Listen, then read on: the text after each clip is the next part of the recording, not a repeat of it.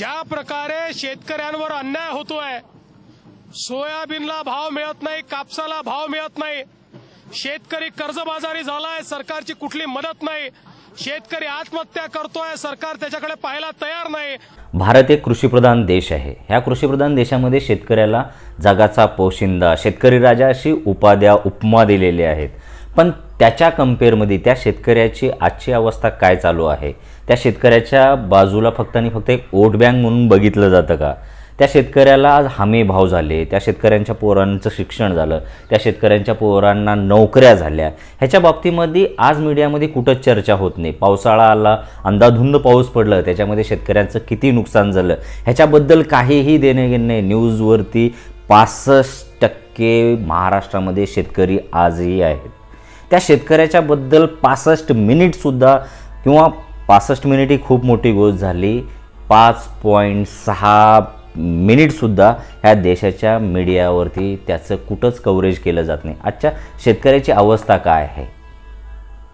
आज शेतकरी खरंच म्हणजे शेती करण्याच्या लायकीचा तरी राहिलेला आहे का? आज तुम्ही शेतकऱ्याला शेतकरी राजा एका बाजूला म्हणताय, पण शेतकऱ्याच्या अवजारावरती तुम्ही जीएसटी लावलेलं आहे, शेतकऱ्याच्या खतावरती जीएसटी लावलेलं आहे, त्याच्यात बनावट खतं विकतात तरीसुद्धा ते जीएसटीमध्ये विकले जातात, त्याच्यासोबत औषधावरती जीएसटी लावलेला आहे तुम्ही, त्याच्यासोबतच त्याचे जे काय पोरांचे शिक्षणाचे साहित्य खरेदी करायचे त्याच्यावरती जीएसटी आहे, शिक्षणाच्या फीसवरती जीएसटी आहे, ह्या सगळ्यावरती जीएसटी लावलेला आहे। आणि शेतकऱ्याला आज त्याच्या मालाला भाव किती आहे तुम्हाला माहीत आहे का? मी एक शेतकऱ्याचा पोरगा आहे। गेल्या 12 वर्षाच्या पाठीमागं शेतकऱ्याचं जे कंडिशन होती त्याच्या आज खूप आणि खूप पाठीमागं गेलेलं आहे। तुमच्या माहितीसाठी सांगतो की शेतकऱ्याच्या खताची गोणी, जे आपण DAPची वगैरे खताची गोणी म्हणतो, ती खताचं पोतं ते 400 रुपयाला भेटायचं। आज त्याची किंमत 1600 रुपये झालेली आहे, तेही ओरिजिनल भेटत नाही, त्याची किंमत 4 पटीने वाढली। त्याच्यासोबतच 300-400 रुपयामध्ये एक फवारणी व्हायची त्यावेळेस शेतकऱ्याची, आज ती फवारणी 3000 ते 4000 पर्यंत गेलेली आहे।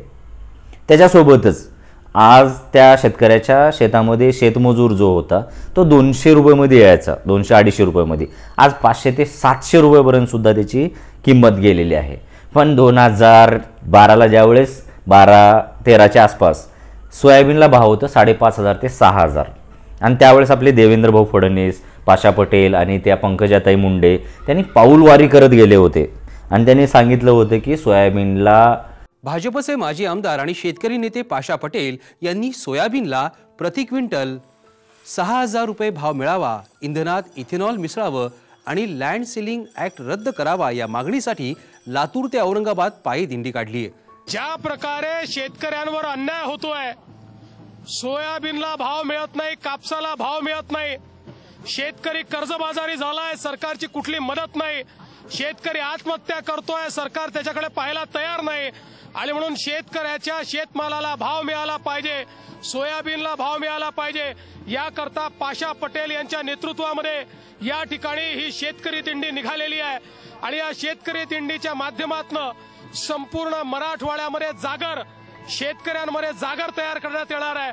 आणि 1 लाख शेतकऱ्यांच्या सह्यांचं निवेदन हे माननीय राजनाथ सिंहजी यांच्या हस्ते माननीय पंतप्रधानांना देण्यात येईल आणि त्यांना सांगण्यात येईल की जर शेतकऱ्यांच्या पाठीशी तुम्ही उभे राहिले नाही तर शेतकरी हा तुमच्या विरोधात उभा राहायला तयार आहे।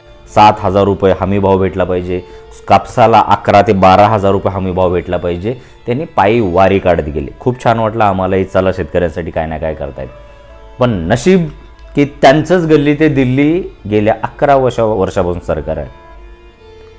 त्यांनी सोयाबीनचा भाव आणून ठेवलेला आहे 3000 ते 3500 रुपयापर्यंत आज महाराष्ट्रामध्ये सोयाबीन विकली गेली।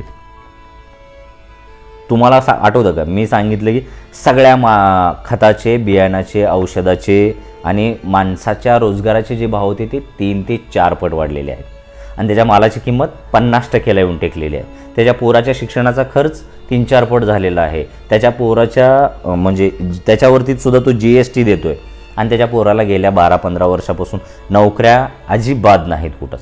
महाराष्ट्रातून उद्योगधंदे जात आहेत, महाराष्ट्रामध्ये पोलीसच्या भरत्या निघत नाहीत, महाराष्ट्रामध्ये तलाट्याच्या भरत्यामध्ये गप्पागोळ होतो, देशाच्या सगळ्या भरत्यामध्ये पेपर लीक, फलाना ढिमकाना होत राहता आणि शेतकऱ्याचे पोरं पार वाट लागलेली आहे। आज देशामध्ये अशी अवस्था झालेली आहे, शेतकऱ्याच्या पोराची आणि शेतकऱ्यांच्या पोरींचे सुद्धा लग्न होणं खूप मुश्किल झालेलं आहे. कारण शेतकऱ्याचं पोरगं शिकून घरी बसलेलं आहे, शेतकऱ्याची मुलगी शिकून ती पण लग्न चांगल्या ठिकाणी देणं होईना, कारण शेतकऱ्याकडे आज ती परिस्थितीसुद्धा राहिलेली नाही. तो ज्या पद्धतीनं विचार करतो त्या पद्धतीनं घर चालवणं अवघड झालेलं आहे. त्यामुळं एवढं सगळं 3-4 पट महाग घेऊन तुम्हाला GST देऊन आणि त्याचं माल जर 50% कमी किमतीने जर विकायची वेळ येत असेल तर त्याला आज महाराष्ट्रामध्ये कृषीप्रधान देशामध्ये फाशी घ्यायला सुद्धा फाशीची रस्सी घ्यायला सुद्धा पैसे राहत नाहीत. शेतकरी कसं सर्वाईव्ह करतोय हे सांगायला जर गेलं ना तुमच्या डोळ्यामध्ये पाणी येईल अक्षरशः. आज त्या शेतकऱ्याचे कांदा तुम्ही कधी कधी निर्यात बंदी घालता किंवा निर्यात हे करता, त्याच्यामुळं कांदा 5-5 पैसे 10-10 पैशांना कांदा किलो विकावा लागतो. किंवा ते एक शेतकरी तर असे आहेत की ते कांदा तिथं सोडून येतात कारण त्या गाडीचं भाडंसुद्धा परवडत नाही. शेतकऱ्याचं लेकरू शाळेचं ड्रेस घेण्यासाठी 2-2 वर्षापर्यंत त्याच्या बापाला सांगत असतं की आम्हाला शाळेचं ड्रेस घेऊन द्या, आम्हाला नवीन दप्तर घेऊन द्या, आम्हाला पुस्तकं घेऊन द्या. तो बाप वर्षाला पोस्टपोन करत असतो. 400-500 1000 रुपयाचे कपडे, 400-500 रुपयाचे दप्तरसुद्धा घेण्याची कंडिशन आज ह्या कृषीप्रधान देशामध्ये मोदीजींनी मोठमोठ्या बाता मारलेल्या होत्या. उत्पन्न डबल करू, फलाना करू, ढिमकाना करू, हमी भाव देऊ, खताचे भाव कमी करू, तुम्हाला सबसिडी देऊ. सरसकट सगळ्या बाजूंना फक्त आणि फक्त ह्या देशामध्ये ह्या सरकारने शेतकऱ्याला अंधाधुंद मारलेला आहे. मग ह्या सगळ्या एवढ्या मायाजाळमध्ये आज शेतकऱ्याने जगायचं कसं सगळ्यात महत्त्वाचं. येऊन जाऊन देशाच्या मीडियावरती किंवा देशाच्या लोकांच्या हे शेतकऱ्याचे गाबडेही त्यातलेच आहेत. सगळ्यात मोठा प्रॉब्लेम त्याच्या बापाला त्याला सोयाबीनला भाव घेऊन देणं होईना, त्याच्या बापाला त्याला कापसाला भाव घेऊन देणं होईना, त्याच्या बापाला त्याला उडदाला मुगाला भाव घेऊन देणं, आणि त्याला हिंदू धर्म वाचवायला जायचा आहे, त्याला मंदिरं बांधायचे आहेत, त्याला मस्जिदी पाडायचे आहेत. अरे तू तुझ्या बापाचं बघ अगोदर, तुझ्या बापाचा धर्म सांभाळ. शेतकरी धर्म आहे त्याचा. धर्म हे हिंदू मुस्लिम धर्म नाहीत, हे फक्त आणि फक्त तुमच्या गुलामगिरीचे ठप्पे आहे. तुमचा खरा धर्म आहे शेती करणे. कर्म हेच धर्म महाभारतामध्ये श्रीकृष्णाने सांगितलेलं आहे. जर तुम्ही कृष्णाला मानत असाल, हे मोदी बिदी सोडून द्या, कृष्णाला मानत असाल तर कर्म हेच धर्म आहे. तुमचा कर्म काय? शेती आहे. तर शेतकऱ्याचा धर्म हा शेती करणे आहे. त्या शेतकऱ्याला वाचवण्यासाठी तुम्ही एकही प्रश्न विचारू शकत नाही. दिवसभर मोबाईल इंटरनेट घेऊन तुम्ही त्या मोदीची जय जयकार आणि मोदीची जे हे करत बसत असाल तर तिथं तुम्हाला भाव आणि तुम्हाला हमी भाव कसं भेटणार आहे. आणि तुमचे पूर्वज जर फाशी घेऊन मरत असेल तर तुम्हाला ते फाशी घ्यायला रस्त्यासुद्धा आता राशनमध्ये द्यावं लागणार आहे. ही कंडिशन आज का आलेली आहे? विरोधी पक्षातलेही लोक बोलायला तयार नाहीत. हेही ह्यांचे डोके आणि हात सगळे भ्रष्टाचारानं माखलेले आहे.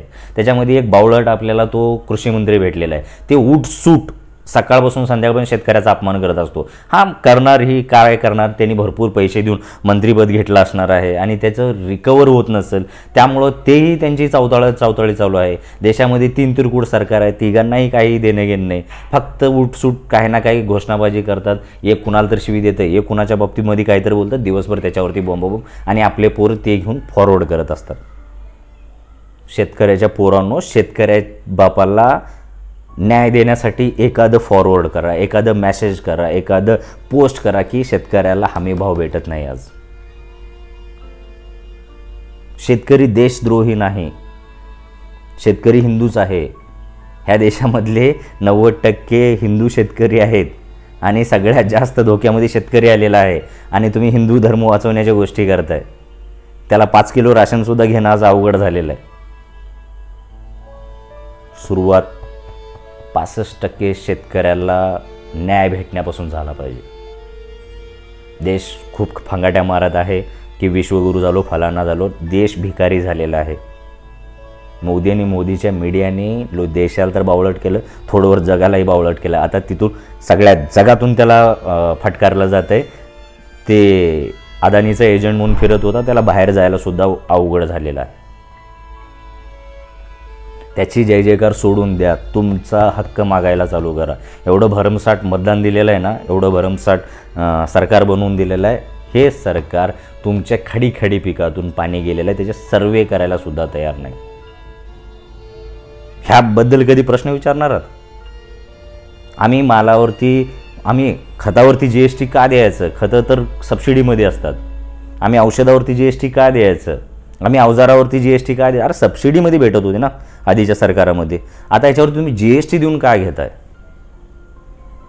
तसंच आमच्या मालाला हमीभाव द्या आणि आमच्याही मालाचं GST मध्ये घेऊन आमच्या मालाला म्हटल्यानंतर घेऊन येतील काय? मग प्रश्न हिथून चालू होतो. तुम्ही तुमच्या हक्कासाठी आणि तुमच्या धर्मासाठी, शेतकरी धर्मासाठी लढणार का? धन्यवाद.